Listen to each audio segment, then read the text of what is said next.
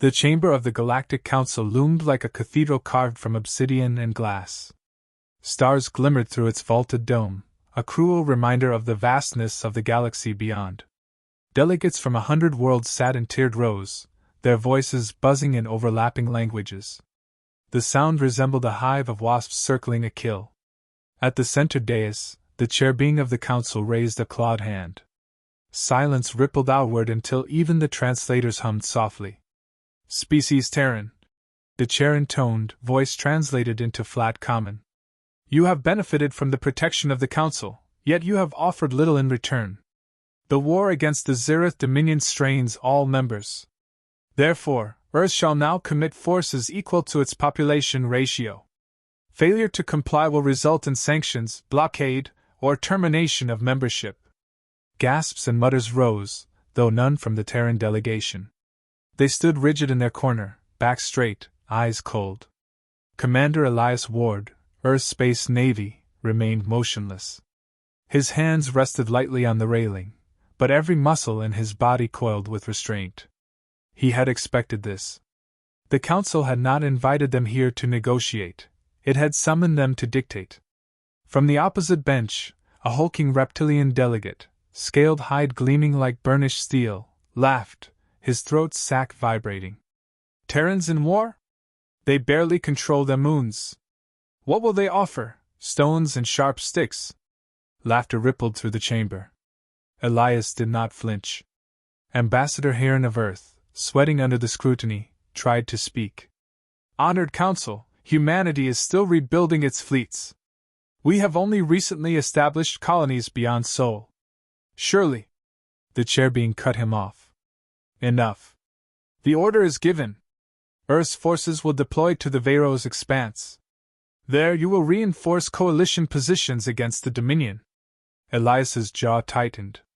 He knew the Veyros expanse by reputation, an unstable sector riddled with asteroid storms and ion currents, where fleets vanished as often as they triumphed. Assigning Earth there was no oversight, it was a death sentence. He forced his voice to remain calm. If this is the Council's will, we will comply. But know this, humanity does not fight as others fight. We do not break easily. The chair-being regarded him as one might regard a tool. See that you do not embarrass us, Commander. The gavel struck. The session ended. Outside the chamber, the corridors of the station bustled with envoys, officers, and merchants. Elias walked ahead of the ambassador, his expression unreadable. Only when they reached a quiet alcove did he stop. You see what they've done, Heron said bitterly. They send us to die. They think we're expendable, Elias replied. That mistake will cost them. The ambassador frowned. Do you truly believe we can survive this assignment? Elias's eyes hardened. We've survived worse. We survived 2 world wars, the collapse, the colonization riots. Every time the galaxy thought humanity was finished, we adapted. This won't be different. Heron hesitated. Your brother died in the last draft. Are you? Elias turned sharply. That's exactly why I won't let them treat us as pawns again. He walked away, his mind already turning over possibilities. The fleet prepared within weeks. Humanity had only a handful of capital ships, mostly cruisers built with hybrid Earth-alien technology. Around them clustered smaller frigates, carriers, and swarms of drones. Against the Dominion's dreadnoughts, the numbers looked pitiful. Elias stood on the bridge of the ESN Resolute, reviewing the tactical feed. Officers moved briskly, eyes filled with tension but also determination. Coordinates locked, Commander, reported Lieutenant Zhao. Jump engines spooled. Elias nodded. Take us in. Space twisted. The fleet hurled forward into the Veyros expanse. They emerged into chaos. Asteroid clusters tumbled at lethal speeds, crackling with ion discharges that painted the void in violent blue. Beyond, waiting like predators, the Dominion fleet spread across the stars. Dozens of warships, their hulls armored with plates like volcanic rock, their weapons glowing molten red. Signal from Dominion flagship, Zhao said. They demand unconditional surrender. Elias allowed himself a thin smile. Transmit this reply, we decline. Then cut the channel. A ripple of uneasy laughter moved through the bridge. Tension cracked, replaced with focus. Enemy advancing. Tactical reported. Good, Elias said. Let them chase us. The fleet surged into the asteroid field. Dominion ships followed, confident of an easy slaughter. But the asteroids that had seemed obstacles became weapons. Detonate charges, Elias ordered. Explosions rippled through the rocks. Shards of stone and metal cascaded across Dominion formations, shredding smaller ships. Human frigates darted between debris, launching swarms of drones that latched onto enemy hulls and detonated. On comms, pilots exchanged grim humor. Looks like shooting ducks in a thunderstorm. More like being the ducks. Then let's make them choke on feathers. Laughter cut short as a Dominion cruiser locked onto one of the frigates. The frigate vanished in a flare. The bridge fell silent. Elias forced his voice steady. Stay tight. Push them deeper. The field works against them, not us. Hours bled into a blur of maneuvers, ambushes, sudden explosions. Human ships moved like knives in shadows, striking and vanishing. The Dominion, used to brute force, struggled in the chaos. By the time the dust settled, Earth's fleet was battered but alive. 2 frigates destroyed, several ships scarred. Yet the Dominion had lost triple the number, including a cruiser disabled and left adrift. On the Resolute, cheers erupted. Elias let them last only a moment before raising a hand. This is just the beginning, he said. The Council thought we'd break. Instead, we've proven we can bleed giants. Remember that. Because they won't underestimate us twice. News spread faster than plasma fire. Across the Coalition's networks, whispers grew. Terrans survived Veros. Some called it luck, others madness, but none denied the result. In Dominion command chambers, High Warlord Drexen slammed a talon against his throne. Insects! He roared. These humans think themselves warriors. I will crush them myself.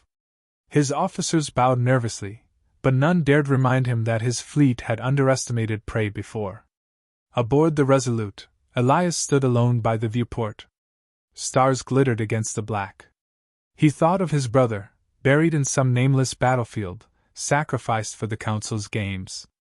They wanted pawns, he murmured. Instead, they've made predators.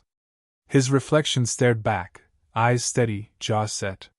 For the first time, Elias felt the shape of what was coming. Humanity would not merely survive this war, it would change it forever. And the galaxy would regret dragging them into it. The aftershocks of Veros rippled across the galaxy like a stone cast into still water. Alien analysts dismissed humanity's survival as coincidence, yet soldiers on every front whispered a different tale. The Terrans had stood where others would have shattered. They had fought like predators that refused the leash. On the Resolute, Elias Ward studied the fleet's repair reports. Burned hull plating, fractured conduits, shredded drone swarms, each detail etched into his mind. Survival had come at a cost, but survival had been enough. Now, the task was to transform survival into momentum. Lieutenant Zhao entered the command deck with a grin barely contained. Sir, intelligence confirms Dominion losses, 3 destroyers destroyed, 1 cruiser crippled. Coalition analysts are shocked. Shock doesn't win wars, Elias replied. He adjusted the holographic display, asteroids scattering like embers in his vision. But shock can be useful. Zhao leaned closer, voice dropping. There's talk across the channels, sir. They're calling us unbreakable. Some say we fight like madmen, Elias finished, tone dry. Let them call us what they like. We'll make their words into weapons. The Council met again, this time in closed chambers. Delegates hissed and clicked, their voices a storm of indignation. They upset the balance. One protested. Primitive vermin cannot be allowed to rewrite the rules. Another hissed. Yet a third leaned forward, eyes narrowing. Or perhaps they are the blade we need. The Dominion fears nothing, except the unexpected. And Terrans are nothing if not unexpected. The chair being raised its gavel. Enough. The Terrans will continue at the front. If they prove troublesome, they can be discarded. For now, we exploit their zeal. No one in that chamber said aloud what many thought. The humans might become more dangerous than the war they were forced into. Months passed in brutal rhythm. Human ships struck where Dominion fleets felt secure, then vanished before counterstrikes landed. Asteroid belts became fortresses. Ion storms became allies. Elias drilled his crews relentlessly, forging discipline from desperation. In the hangars, engineers tore apart captured Dominion tech, fusing alien cores with Earth-built systems. Railguns mounted on disguised cargo haulers. Drones packed with electromagnetic pulses. Even jury-rigged torpedoes assembled from salvaged reactor parts. Chief Engineer Ramirez wiped sweat from her forehead as she gestured to a modified destroyer. "Commander, she's ugly as sin, but she'll fry enemy sensors before they even see us." Elias allowed himself a rare smile. "Ugly works. Ugly wins." The Dominion watched with growing fury. High Warlord Drexen sat in his war chamber, scales rippling with suppressed rage. Before him floated a projection of Earth's fleet, the human commander at its center. "These creatures mock us," Drexen growled. "They fight as though death is their sport. Every loss they take becomes fuel for their defiance." His strategist inclined his head. "Perhaps we should avoid pursuit until—" Drexen's talons slammed against the table, shattering the control slate. "No. I will end them myself. Summon the fleets. We will lure these Terrans into a grave they cannot escape." The trap came at Luther's grave, a system littered with derelict husks of long-dead wars. Twisted wreckage drifted around a fractured moon, its hollow core glowing faintly from ancient reactor leaks. Perfect ground for ambush, or so Drexen believed.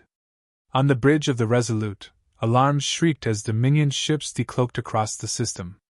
Scores of cruisers, destroyers, and escorts moved like wolves tightening the circle. Lieutenant Zhao's voice cracked. "Sir, we're surrounded." Elias's tone remained steady. "Good. Now they're where we want them." Eyes turned toward him in disbelief. He gestured to the fractured moon. "That's no ruin. Our engineers planted orbital cannons in its crust weeks ago. Let them close the jaws of their trap. When they do, we'll slam it shut on them." Signals flashed. Hidden railguns rose from craters, their barrels glowing with stored power. The Dominion advanced unaware. "Fire!" Elias commanded. The moon erupted. Blinding lances of plasma and kinetic rounds tore into Dominion lines. Ships shattered before they could maneuver. Panic rippled through their ranks. On comms, human crews cheered even as they fired relentlessly. "Like fish in a barrel." "Barrel? More like shooting sharks in a bathtub. Keep shooting before they swim out." The Dominion tried to regroup, but Elias pressed the assault. Human frigates darted through debris fields, driving wounded ships back into the cannon arcs. Hours later, silence returned. Half the Dominion fleet floated in ruin. The rest limped away, their pride shredded. On his flagship, Drexen roared in disbelief. "Impossible! They were supposed to scatter like prey. Instead, they—" He choked the words, claws digging into his throne. "I will tear this commander ward limb by limb. Mark my oath." His officers exchanged glances but said nothing. Their warlord's pride had been pierced deeper than his armor. Back aboard the Resolute, Elias stood at the center of the bridge, face lit by the glow of wreckage burning in the void. "We did it," Zhao whispered. "No," Elias corrected quietly. "We've begun it. Drexen won't stop until one of us is ash." Ramirez entered from engineering, grease streaking her uniform. "Council won't like this. We were supposed to die quietly, not humiliate half a Dominion fleet." "They can like it or not," Elias said. "Either way, we're still here. And every day we survive, our legend grows. Let the galaxy fear us, that fear will buy us time." News traveled faster than ships. Soldiers across the coalition repeated the tale. Terrans had annihilated a Dominion fleet at Luther's grave. Some claimed humans laughed while fighting, others that they baited the Dominion with suicidal charges. Each rumor painted them as unpredictable, fearless, and unstoppable. For Elias, that reputation was as sharp as any blade. He knew legends could protect, but also invite enemies desperate to disprove them. Late that night, alone in his quarters, he activated a private terminal. The intercepted council message replayed on loop, Terrans useful only as expendable pawns. If they become unruly, they will be erased. Elias shut the terminal, jaw clenched. He whispered into the silence. You wanted fodder. You've created fire. Outside his viewport, wreckage glimmered like falling stars. Each ember marked a victory, but also a warning. The war was far from finished, and the next battle would be fought not only against the Dominion, but against the Council itself. And Elias intended to win both. The intercepted Council transmission lay on Elias Ward's desk, its words etched into his mind. Terrans expendable. Bleed them against the Dominion. When their usefulness ends, erase them. The coldness of the message stoked his fury, but it also crystallized his path. Humanity's survival demanded more than victories against the Dominion. It required exposing the Council's betrayal and proving Terrans could never again be treated as pawns. The timing proved grimly convenient. Reports poured in. High Warlord Drexen was massing his full armada, thousands of ships converging on Sol. He would make Earth his trophy, a warning to the galaxy that humanity's defiance would be drowned in fire. Elias convened his senior officers aboard the Resolute. The briefing chamber buzzed with quiet tension as schematics of the Dominion fleet filled the display, so many red markers it seemed to blot out the stars. Zhao leaned forward, voice hushed. If those numbers are accurate, sir, we can hold Sol. Not conventionally. Convention isn't in our nature, Elias replied. He shifted the display, revealing hidden assets. Orbital railguns buried across Earth's crust, stealth fleets hidden near Neptune, sabotage teams already deployed inside Dominion supply lines. We can't match their numbers, but we can unravel them piece by piece. The key is turning their arrogance against them, again. Ramirez frowned. And if the Council interferes? Elias's jaw set. Then we remind them who bled at Veyros and Luther's grave. They wanted us expendable. Instead, we'll become inevitable. The Dominion arrived in fury. Space around Sol boiled with warships, their hulls glinting like volcanic stone under starlight. Drexen's flagship, a behemoth bristling with plasma lances, took position at the heart of the formation. His voice thundered across open channels. Terrans! Your defiance ends today. Kneel, and I may spare your world a slower death. Elias signaled for reply. His words carried calm steel. Warlord Drexen, you dragged us into your war. You'll regret that decision before this battle ends. The channel cut. Silence followed, broken only by the hum of engines. Begin, Elias ordered. The trap unfolded in layers. As Dominion vanguards advanced, hidden railguns beneath Earth's oceans erupted, hurling slugs at near-relativistic speed. Capital ships cracked open like eggshells, debris raining across the void. From Neptune's orbit, stealth destroyers emerged, firing tachyon lances that sliced through Dominion escorts. Simultaneously, saboteurs detonated charges within supply carriers, sowing chaos deep in the fleet's rear. On the Resolute, the bridge vibrated with each exchange. Zhao shouted over alarms. Multiple Dominion wings breaking formation. They're panicking.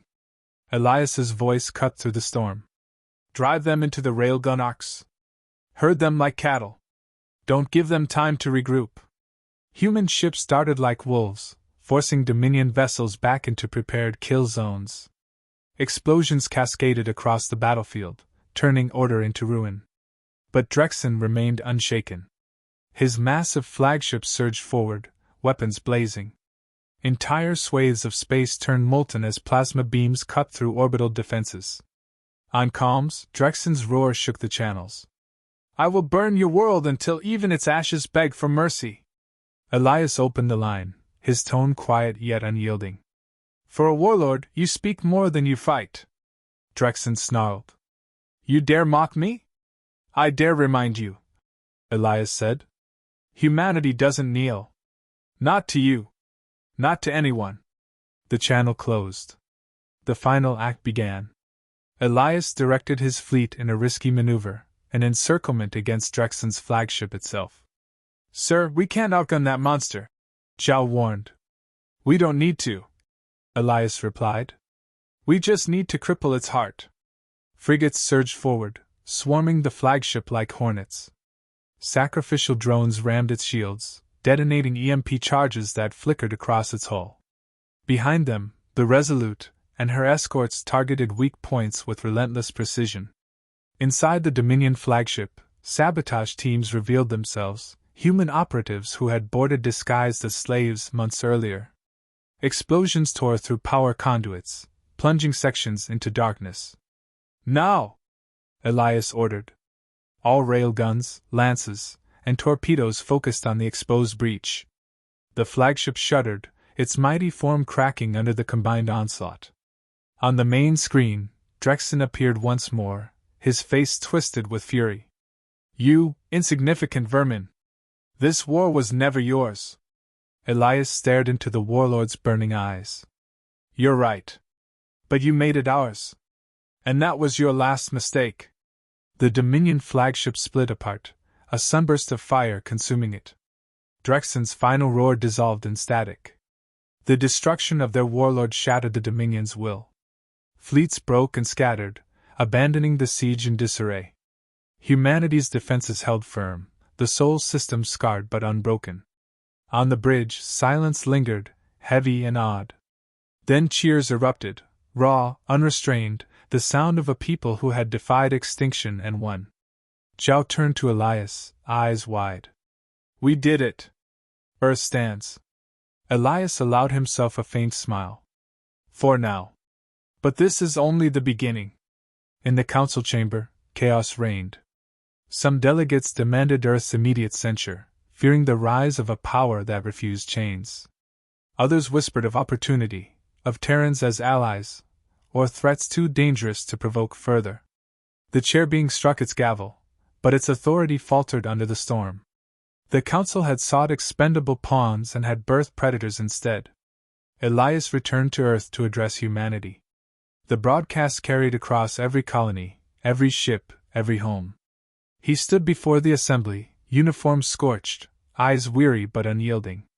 They dragged us into a war that was not ours, he began, voice steady. They mocked us, used us, and sent us to die. But we did not break. We endured. We adapted. And today, the galaxy knows humanity will never be pawns again. He paused, letting the weight of his words settle. We are not finished. The Council fears us. The Dominion fears us. They should. For when humanity is forced into war, we do not surrender. We hunt. We fight. And we win. Applause thundered, a roar that carried from Earth's surface to the farthest colonies. That night, Elias stood alone at the viewport, watching debris drift like fading embers across Sol's skies. Victory brought no peace, only the knowledge of wars yet to come. But humanity had claimed something priceless, respect, bought in blood and fire. His reflection stared back, lined with exhaustion, but his eyes burned with quiet resolve. They dragged us into their war, he whispered. Now they'll remember it as the war they wish they had never started. Outside, Earth turned slowly, scarred yet unbowed.